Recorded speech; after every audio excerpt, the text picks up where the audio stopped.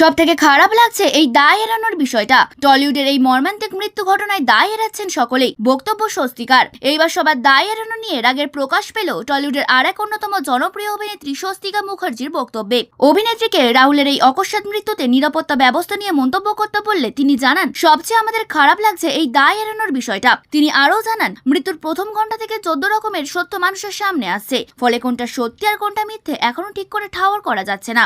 রাহুলের প্রতি সহমর্মী মনোভাব থেকে অভিনেত্রী জানিয়েছেন, ওনারা এমন একজন মানুষের সম্পর্কে মিথ্যা রটাতে চাইছেন যিনি নিজের হয়ে আর কিছুই বলতে পারবেন না। এই বিষয়টা শিল্পীর জন্য খুবই অপমানজনক। কটাক্ষ মিশ্রিত কণ্ঠে স্বস্তিকা বলেন, কেউ নাকি স্পটেই ছিল না। একটা শুটিং চলাকালীন প্রোডাকশন ম্যানেজার, ডিরেক্টর কেউই স্পটে নেই, কি করে সম্ভব বিষয়টা?